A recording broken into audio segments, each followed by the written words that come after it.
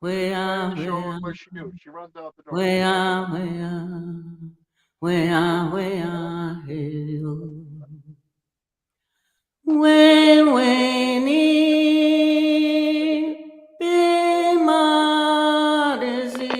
Now you got modesty, some. when be modesty, when No, more stuff right there. be modesty, when when be modesty. Oh, dear. Where.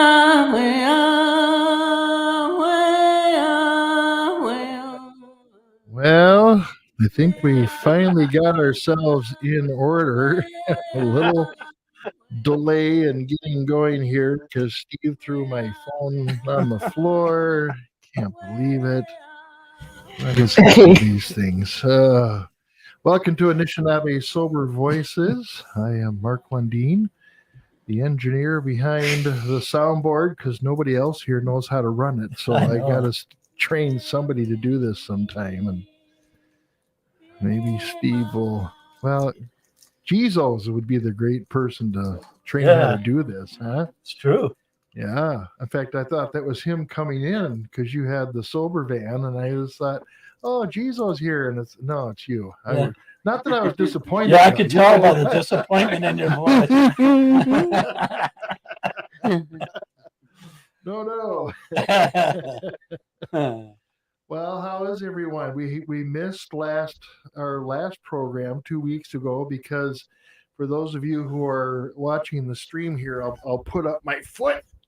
I got a purple cast on my foot now. And not because I like the Vikings, although I do, but it matches all my shirts, So that's why I did that. That's true. That's true. Anyway, so I'm getting around by a little scooter over here in the corner, and it was the last time we were supposed to have a program. I wasn't doing very well with my navigation and learning this new technology. So I got the hang of it now, and I'm actually kind of getting tired of it. So I got 2 more weeks to bear with it, and then I can get it off. So, how are you? I'm good. Yeah. Good. Steve, yourself? I'm doing good. Can't complain. What's that shield on your chest? That's my shield. Shield against. That's a big medallion. My engineering shield's what it is. It's my protection against engineers. I see. Yes. Well, you've kept me at a safe distance, so it's working, I think. And our lovely Mary Ellen, how are you? Pretty good. Yeah. Mm-hmm. Yeah, you've been Busy. I was going to just ask you if you've been busy. That's like asking a rabbit how fast you can go, because you go fast. You're all over the place. Yeah. My goodness. So tell us who our guest is for this evening. Oh, Buju.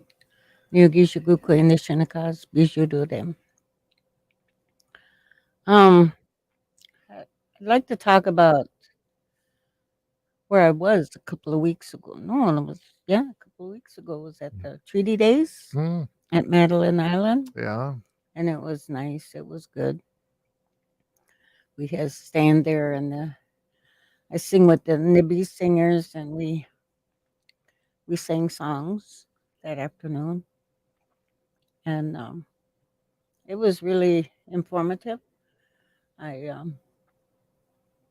learned a little bit about our treaties and about La Pointe and how important that island is for us.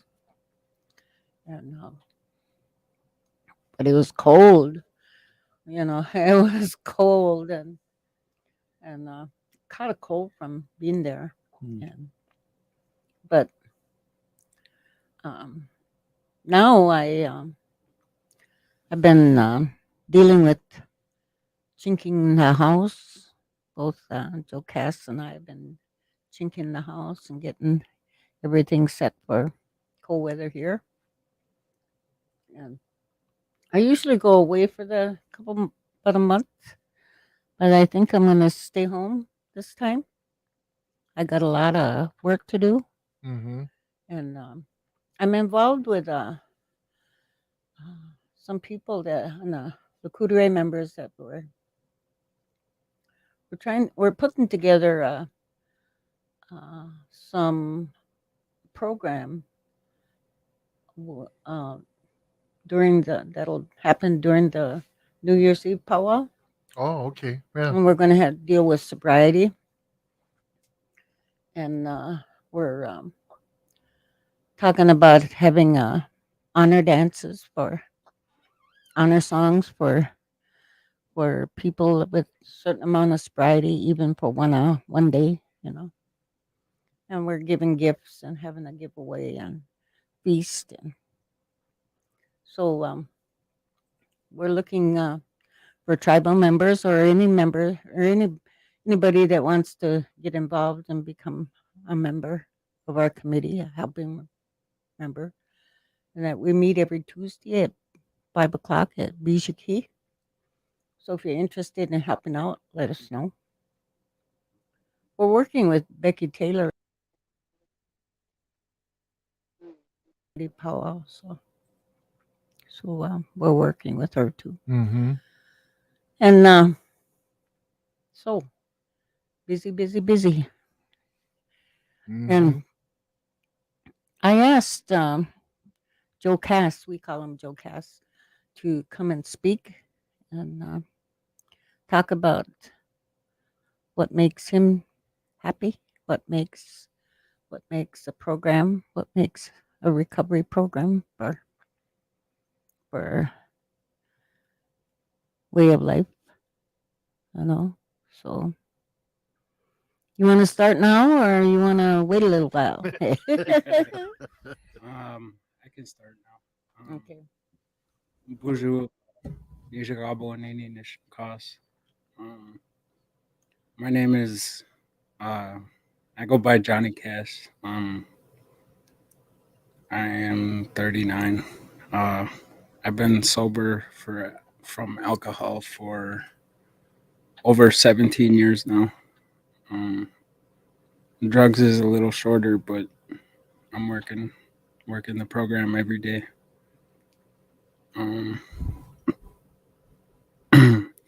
Some days are harder than others, but I have my grandma. She's a big support. I know I can talk to her about anything I'm going through, and there'll be no judgment on her part. She's just there for me as another member of the program.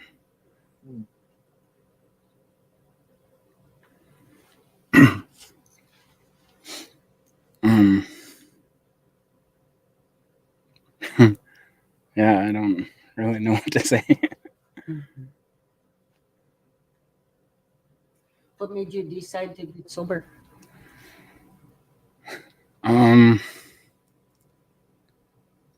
My life was constant turmoil. Before I went to prison, I was slowly killing myself.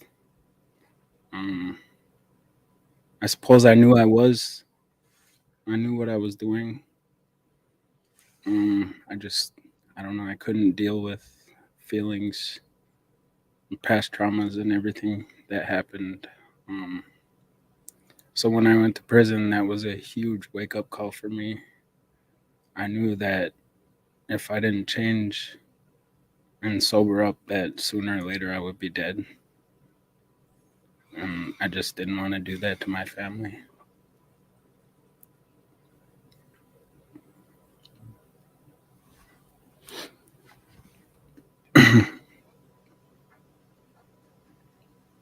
How was it in prison for you? um, some days were better than others. I mean, still prison, but I really focused on the native ceremonies, going to pipe and drum, sweat lodge every time we had it, and that really helped me a lot. Um, in a way, it kind of did save me. Uh, I don't know where would I be right now if it wasn't for my ceremonies. Um, I still had problems, disciplinary issues, but for the most part, it was a real wake up call. I tried my best to use that as a learning experience and just try and move forward.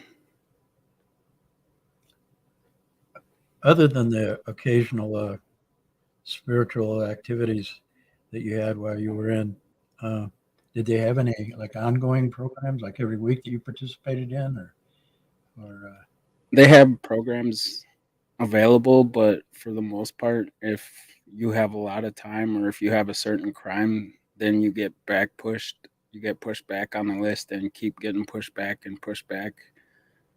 And that's basically what happened. I was on a waiting list in Waupun for probably 5 years before I just decided that I'm not going to get in there. Um, there was actually an elder that came in. We called him Ground Shaker, and he was really a big support. He was that outlet I needed for the AODA and everything like that. did he come in often, or Yeah, he worked right in the prison. Okay. He was like a volunteer. He had his own office. Push back for what? Push back for what? Pushed back.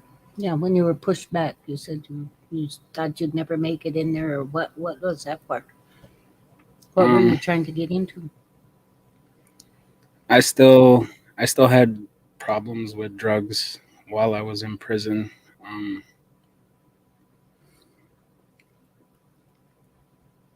it was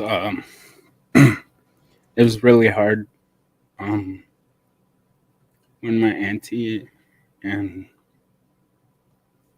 my cousin Martin passed.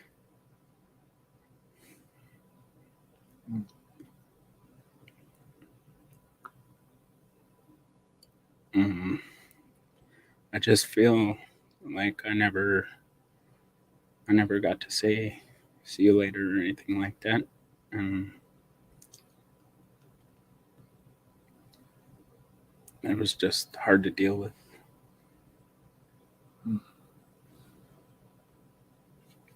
So you were trying to get in a program to help you with that? Yeah. Okay. They had they had psychologists that came in for like trauma groups and stuff like that, but it was mostly for people that were within 1 or 2 years of getting out or nonviolent crimes. so the shorter the time you had in there, the more services they provided. Yeah. Yeah. Hmm.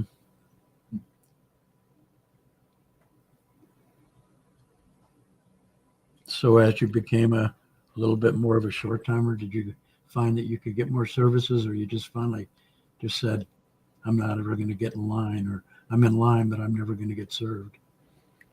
Yeah, kind of. I was already at the point where I was like, I'll just do what I have to when I get out on the streets. It's not really the volunteers. It's the prison that's the rules that they have for the volunteers make it hard for them to help us.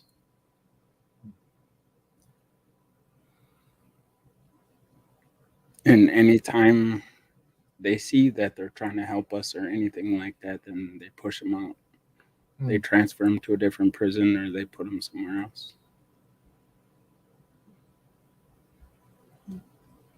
I've heard that a lot. Yeah. Even with local jails. Sawyer County, Sawyer County had that bad when they had the old jail. I actually got into programs when I went to Bayfield, because they had an overflow, and I was in AODA, NA. I was in a couple self-help groups. I mean, the programs there are just amazing. It's like Lagudere, they're amazing.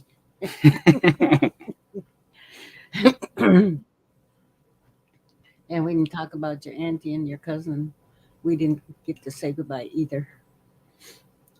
It just happened so suddenly. Mm. Yeah, I couldn't see her. She was in a closed casket. Mm.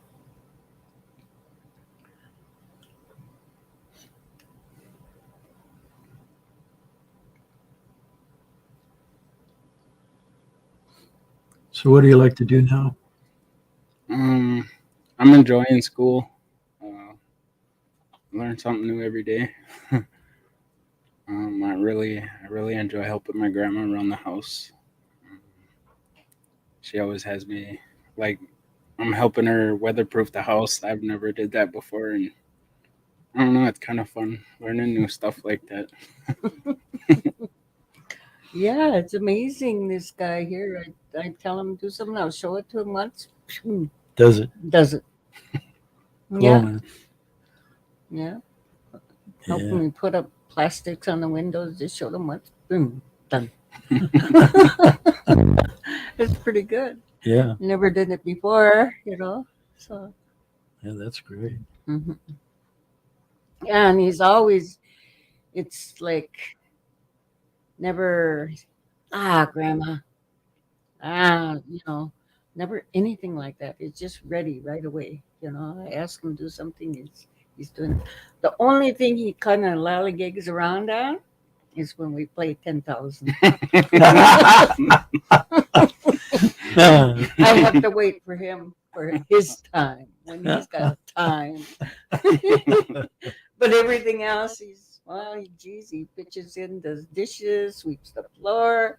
Man, it's just pretty neat living with him. Yeah, and he's forever doing things. I mean, he's always busy too. Always busy helping us carry something upstairs, downstairs, out to the bunkhouse, out to the shed. Yeah, it's his sobriety. Can't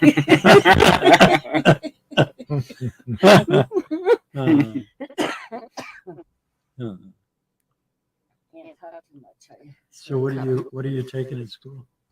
Right now is Earth Science, Intro to Higher Ed, Basic Drawing, and College Writing.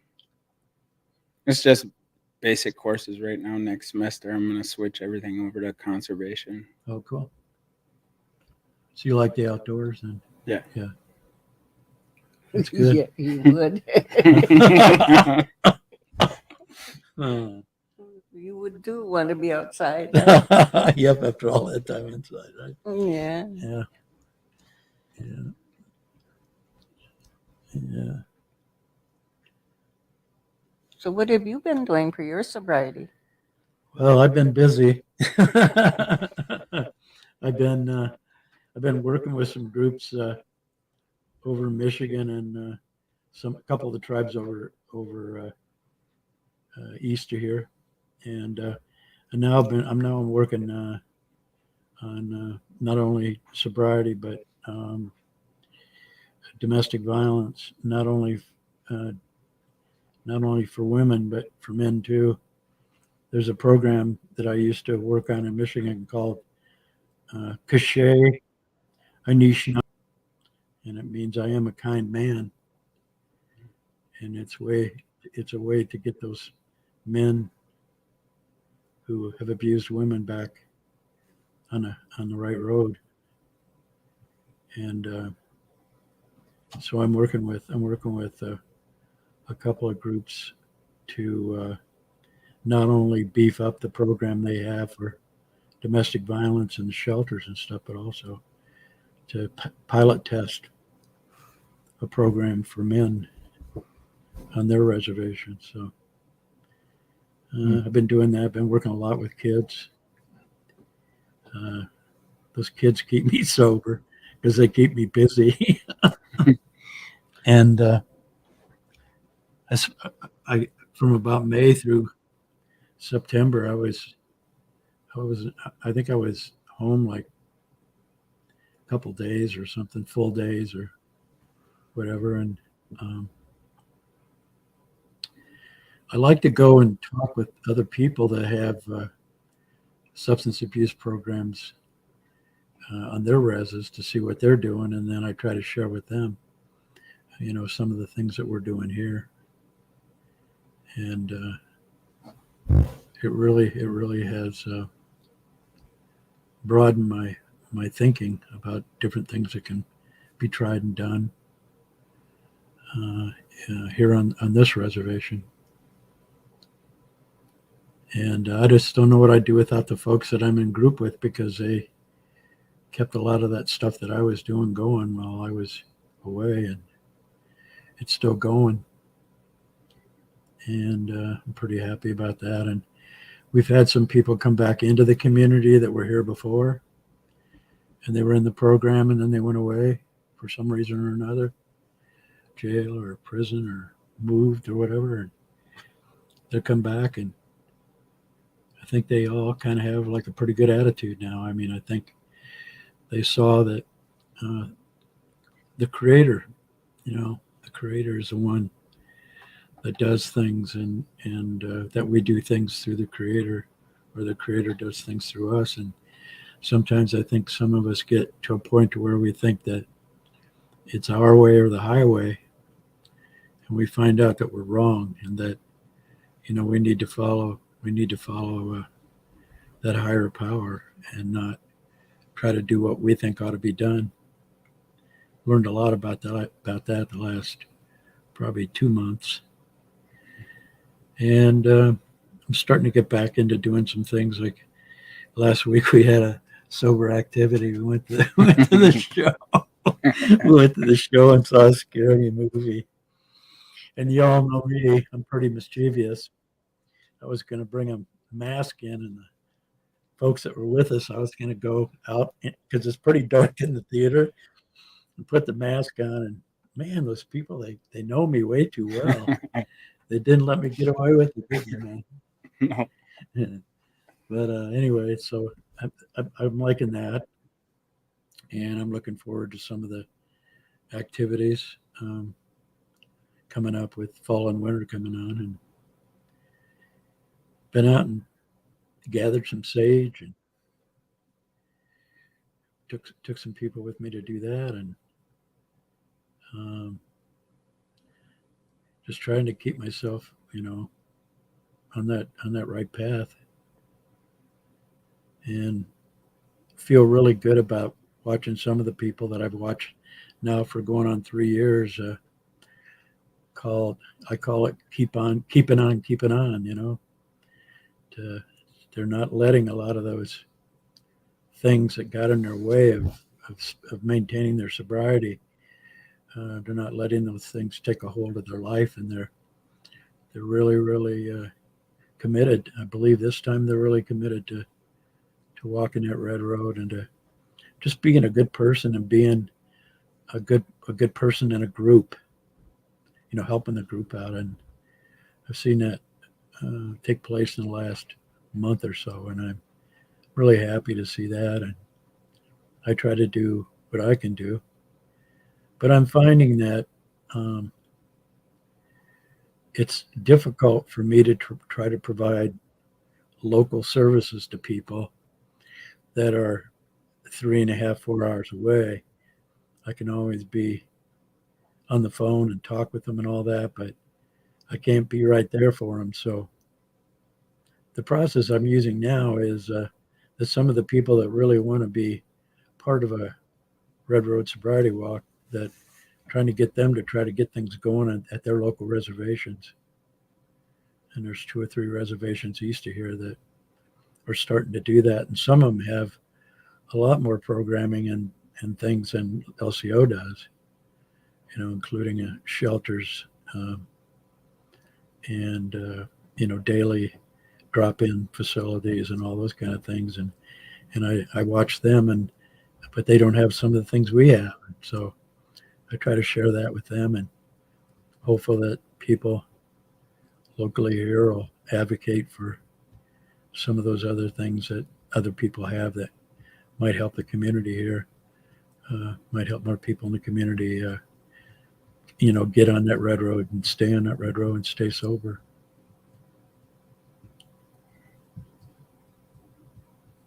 It's not fun. It's not fun when you're dealing with something and things come up and you have to work the program. You have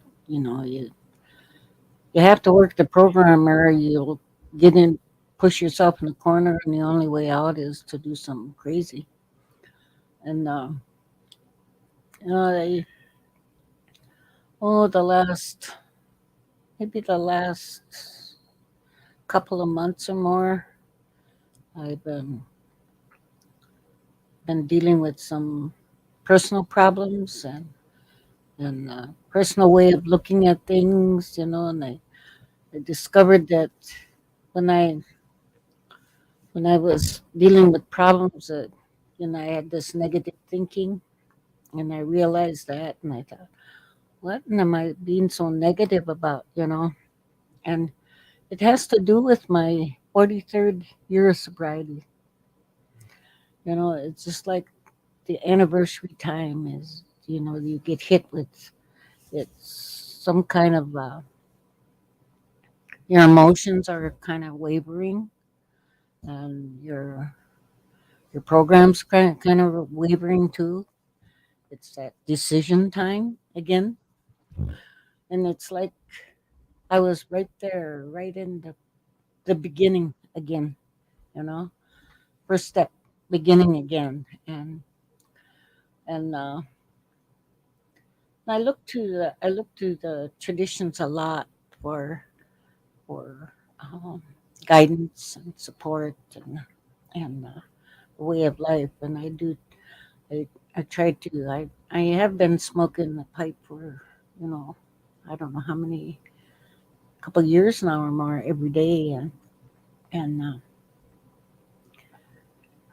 my grandmother told me one time that my mother told me one time that she said when you see eagle, when you see an eagle, that's a message to you that things are going to be okay. And so I was looking for an eagle. I was looking for eagle every time I put tobacco down, talk to the Great Spirit about what was happening in my life. So I was looking for an eagle, couldn't see an eagle. And I thought, oh my goodness, am I going to suffer? so that, I try, you try to let things go and it comes back in your mind again. And you let it go and it come back in your mind.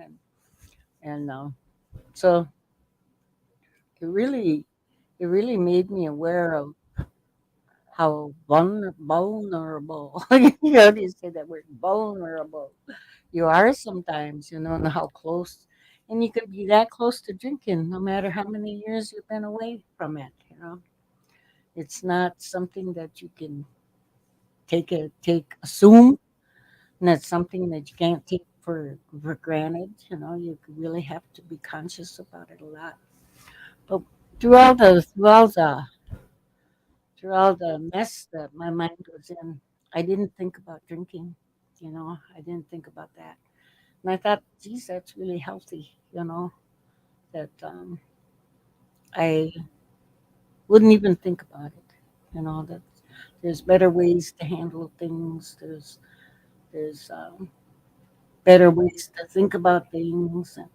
And an elder told me one time that if you if you're in negative situations or you find you're thinking negative, something happens that's negative way, or somebody says something to you that's negative, or anything negative, he says, what you do is you look right into it. You don't shy away from it. You don't not think about it. You look right into it. You dig around in there until you find something positive. And then when you get that positive and you pull it out of there, he says, that's that's what you do. when you're in negative stuff. So I was doing that too. And my mother said, if you see eagle, Great Spirit's gonna sending you a message that everything's gonna be okay. So I was looking for that eagle again. I was begging for the eagle. Anyway, so last week I saw an eagle in 2 days. So you know what that is? The first eagle when I saw it didn't get the message.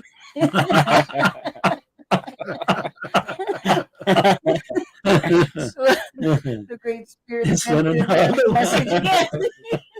Now, listen to me. This is gonna be okay. Don't worry about it anymore. So, uh, laughing about that. Like, okay, thank you, make wish, make wish, make wish. But it was, you, years ago I couldn't laugh about stuff like that. It's just it was life or death.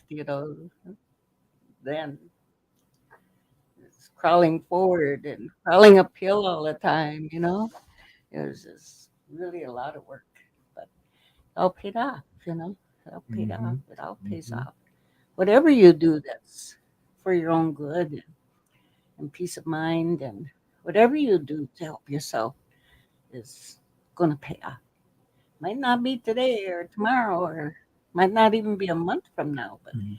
it'll still pay off. It'll still get you someplace. And you won't be sick and tired of being sick and tired, you Mhm. know. But I used to like those slogans. I used to like those like that. Mm. Let go and let God. One day at a time, 1 minute at a time, 1 second at a time. Mhm. Things like that. It's helped me a lot. I'm reading my Al-Anon book again, and that's it's really a blessing, and it takes me back to a long time ago, a lot, and and it also brings me forward to something new. You can read those pages over and over and over again for years and years and years and years, and each time you read it over and over again, each year after year after you read the page, and wow, I didn't get that before. yeah. I know. I wonder why I didn't see I that know. three I know. books back. My online book, but this is my fourth one. Mm. It's a lot of books to wear out, Yeah. but in a lot of good ways. My favorite page is page 21, and it talks about uh, I'll do I'll do the best I can with whatever I have to do, and I'll give it my best try. And I'm not going to pay attention to what others think about it or what others say about what I'm doing, as long as I know what I'm doing is right and is good and is meaningful. Mhm. Then why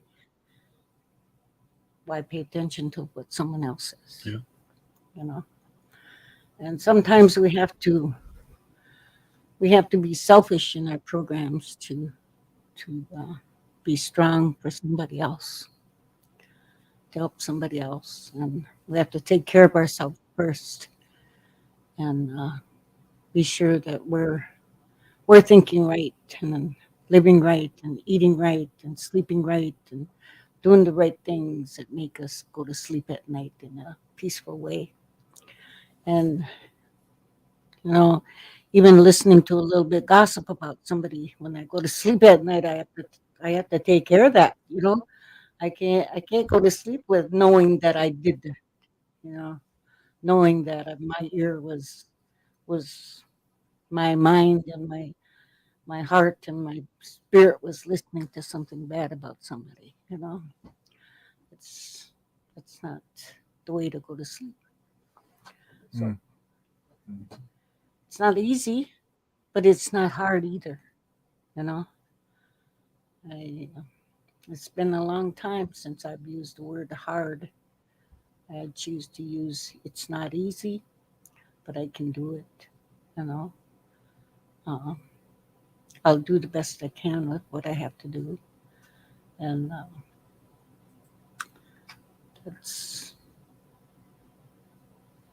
it's good. It's good. I know that uh, if I let myself get so worn down and so uh, giving, and I don't take care of myself, that I'm not there to help other people in a good way. And so I've got to have that strength. So against my better judgment, I have started another way of thinking about whether I'm going to do this or whether I'm going to do that, because I know that some people depend on me, and I don't want them to get so dependent on me that they don't do things for themselves. And I've tried to do the best I can, and I just know that if and I've watched other people too, if they allow themselves to get so far stretched out that they're just not they're barely treading the water. It not only doesn't help them health wise and spiritual wise and other ways, but it doesn't help the people that are dependent on them. And so that's I one of the things that I swore last year I wasn't going to do. I did, and that is, um, make it so that I didn't have a lot of time for myself. And I know I need that balance. I need to have that balance of being out in nature and doing other things and having some time for myself. And then um, I got myself back into that trap again where I wasn't saying no. And so in September, late September, early October, not too many days ago, I just said that, I'm going to be, pretty, I'm going to be pretty, adamant about making sure that I have that balance in my life and not let other people, make arrangements for me to do things. And 99% of the time, it isn't just something for a person, it's for a group or another tribe or something. And I get myself so wound up with the people and caring for the people that when they do ask me to do something, then I always say, I don't want to use the word always, but most of the time I say yes. And I got myself right back in that trap again a couple months ago, and now I'm trying to work on that a little bit. I don't have a magic wand. People in my groups all know that. They hear me all the time. I don't have a magic wand I can wave over people and make them sober, or make them walk that red road, or make them do anything. They really really want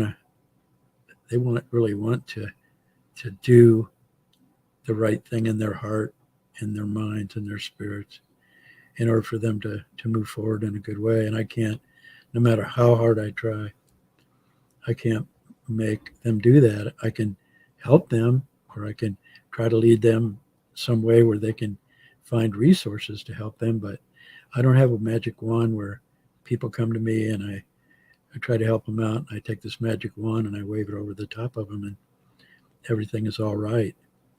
And I can remember years ago, back before I quit drinking, where that was not any belief of mine, because it was always my way or the highway. And it was always, if you don't listen to me, then you're not going to get any better and all that kind of stuff. And it wasn't until I started wanting to be sober myself that I saw that I couldn't say that to people anymore. And there's only one entity that can judge, and that's the Creator.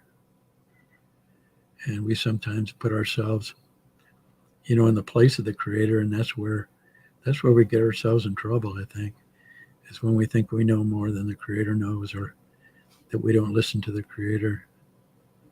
And I remember a reading that we had a couple weeks ago that was something like, if you pray to the Creator, He will listen to you. It's not, if you pray to the Creator, He will listen to you and make everything right, or the Creator will make everything perfect. But if you pray to the Creator, then the Creator will listen to you. And I remember everybody in the group had something to say about that, and I was kind of glad some of the things I heard. And it was a reminder for me too, that we have to learn not only to we only have to listen to what we say to the Creator, but we also have to listen to what other people say. And I just know the groups have been really good for me. I mean, in terms of helping me listen to different points of view. And sometimes that's all it is just having the ability or the willingness to listen to somebody else's point of view. Because none of us have the answers, We don't have all the answers. And the groups are why we talk to each other, and, we pray with each other, and we do all those things together so we can help each other. So, I always tell people too, I have a deep respect for alcohol and drugs. Deep respect. They can kill me. mm-hmm. But if it wasn't for my life before, the drinking and the drugging and everything, I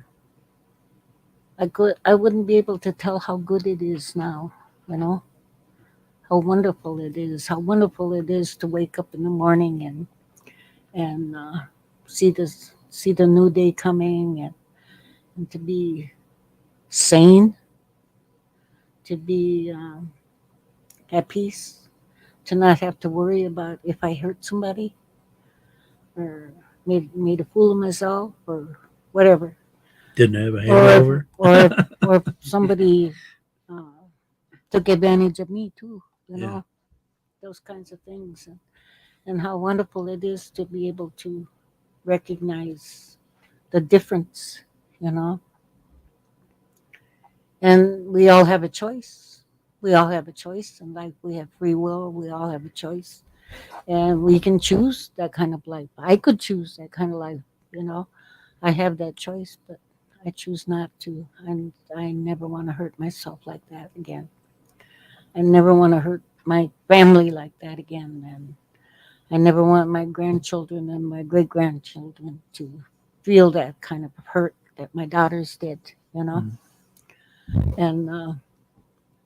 And they say stay sober for yourself, and some people will think that I'm staying sober for my kids, but it's not that. I'm staying sober for me, so I don't have to go through that terrible stuff I went through before.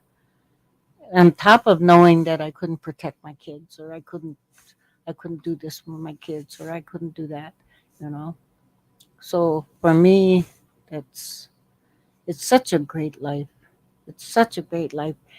Even if it's just the small things, even if it's waking up in the morning and seeing the sun come up, and that's the greatest time in the world, Mm-hmm. that you can wake up and see the sun and feel good and know that things are going to be good. Things are going to be okay. So even if you don't see an eagle.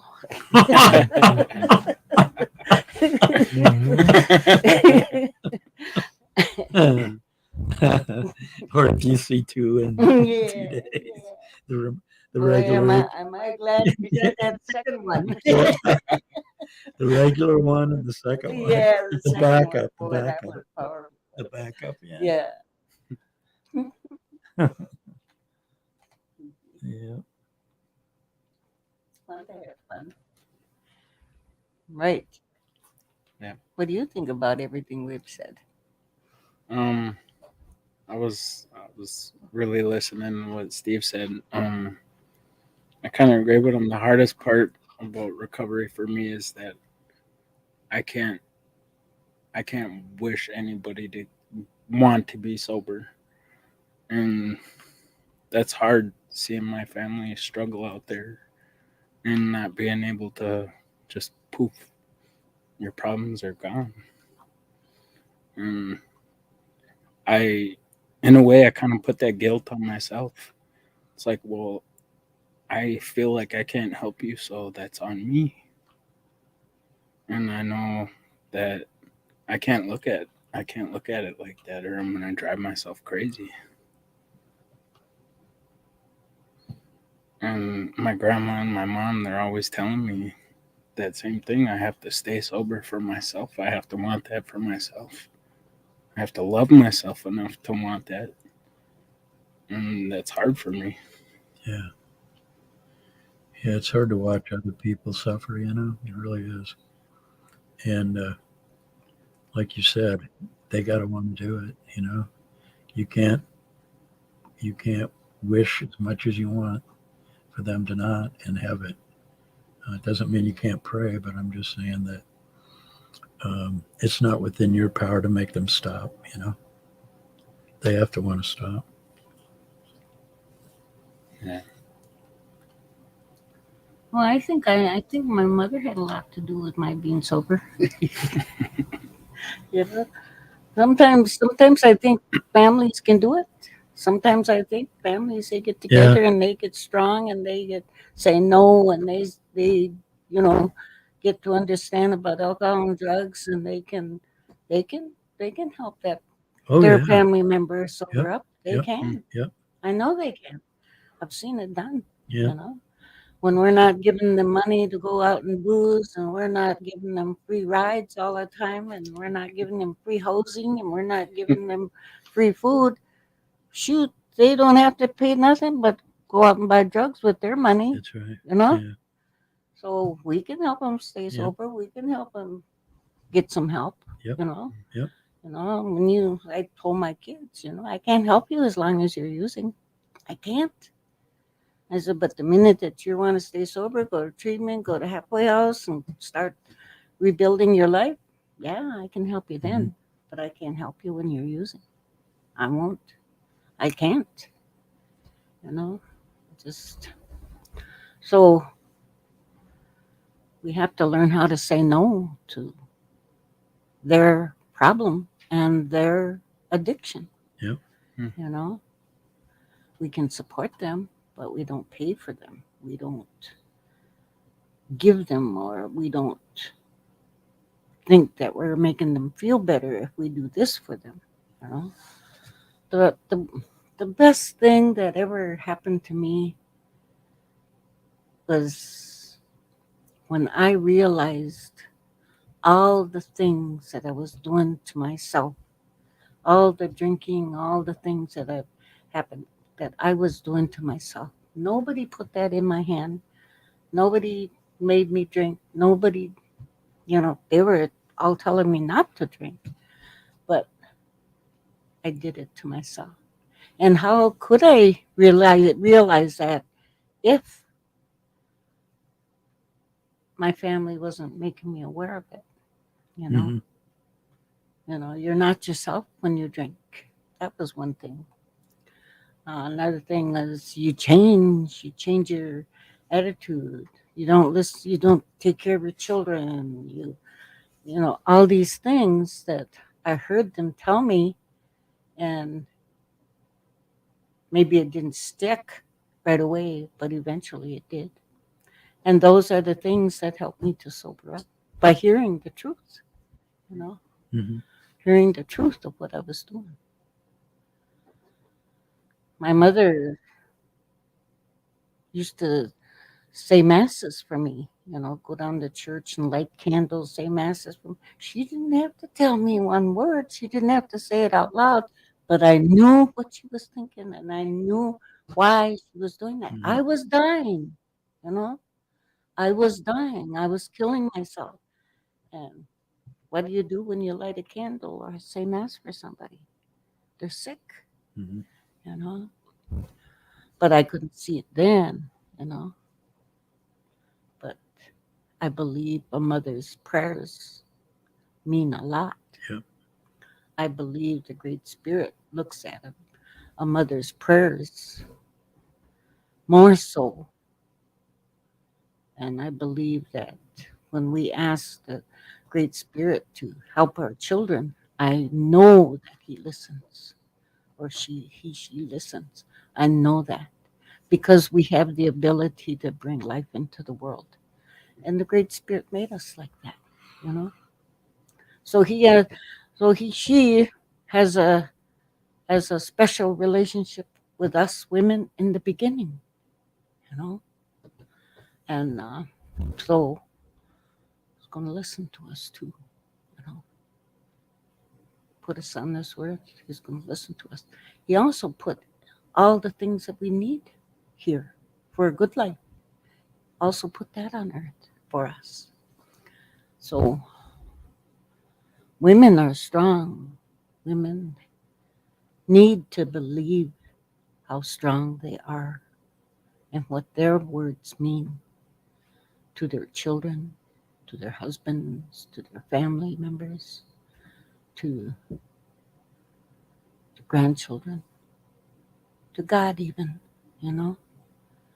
They need to believe the strength that they have and the power they have in their words and their actions. So I think, we can talk and talk and talk and pray and pray and pray. And, but once we start believing, and like you said, believing in ourselves, make ourselves healthy enough that we can do these things in a healthy way, and not be afraid, not be afraid to look at alcoholism, not be afraid to look at drugs, not to be afraid to understand alcohol, not to be afraid to look and understand drug abuse, and not be afraid to say no to your kids or your husband. Not be afraid to do that. They won't die if you say no. They'll go out and get help, you know. And we're here to help. How, you know, I lived a life of drugs and alcohol. I was sexually abused. I was beaten. I was violently beaten. I was abused physically, verbally. And I used to say, how come? Why me? Why did I have to go through that kind of life, But now I understand. Because I lived that life, I can understand. Because I was sexually abused, because I lived a life of alcohol and drugs, I can understand what happens. And I can understand somebody else that's living the same way and believes that they don't have a way out, you know, or feels that they don't have a way out, scared, you know. I can understand that and I can help. I can help somebody like that. But I wouldn't be able to if I was afraid of it Mm-hmm. or if I was uh, using it to be a victim, because we can do that too. We can place ourselves in the victim role, and we'll never be healthy enough to live to help anybody else. And alcohol and drugs has no bias. I mean, it has. Uh-uh. It can hit you right square in the face, whether you like it or not, whether you know it or not, or whether you plan it or not. You know, it's the most misunderstood disease And it's a disease. It's the most misunderstood disease, and it's the most hurtful, painful, killing, slow death, you know? Hmm. But there's a way out. There always is a way out. We don't have to accept death in our lives at an early age or any age from alcohol and drugs. There's help. There's help all around now. When I first sobered up, there was hardly any help. There's hardly any help out there. Now there's so much help. Bijiki, I admire that program so much. I think it's a wonderful, wonderful place. And when you walk inside, it's so homey, you know. It feels it feels good when you go in there. Yeah. And I never had that when I first sobered up. You know, you had to fight like heck to stay sober. Now you got so much help out there that it's wonderful. You know, it's amazing, and it's also uh, relief. You know, because uh, we know there's people out there that want to help and are putting up their lives every day to help, whereas they weren't before. So a lot of things have changed here at good old LCO. Mm-hmm. So I got a question from our studio audience, and I think it's directed towards Johnny to talk about a published post that you may have recently had. I don't know what that means. I don't. What? Where'd she go? Who's that, your mom? No, it's Eunice. No. She's talking about my poetry. Oh, your poetry. Okay. I published a couple poems while I was in prison with a prison journalism project.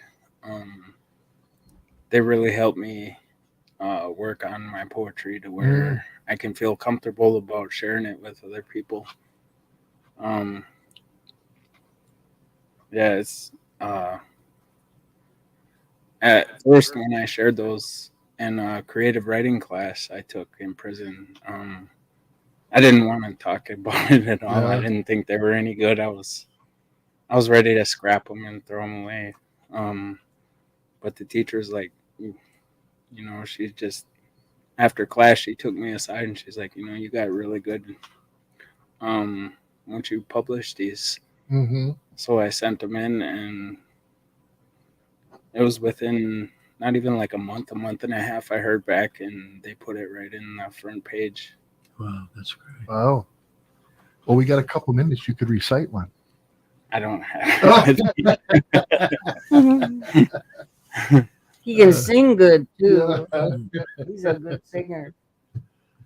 Well, Catches on good, mm-hmm. Mm-hmm. all around good. Well, it was. I'm sorry. Go ahead. Somebody was going to. Yeah. Yeah, I just I wouldn't be where I'm at today if it wasn't for my grandma. Mm-hmm. She just helped me out so much with support and everything. She's there's no free handouts at all. I know that when I deal with her, it's all I have to work. I got to do responsibility. I'm working towards becoming more independent, and she's helping me out a lot. I couldn't ask for a better support system. I hear that a lot about her. I don't know why, but it just seems to come out a lot. So, well, thank you for coming in and sharing your story and being here. And Yeah, thanks so much. Yeah, Steve and thank Mary you Ellen. too, Mark. Eunice, thank you for stopping in. We didn't give you a word in edgewise. No, tonight. that's all right. You've been listening to Anishinaabe Sober Voices here on WOJB. Join us in 2 weeks. We'll be here again, and wish you well. Make sure you put give us your personal phone number on the. Yeah. If you need any information, call me. When it be my disease.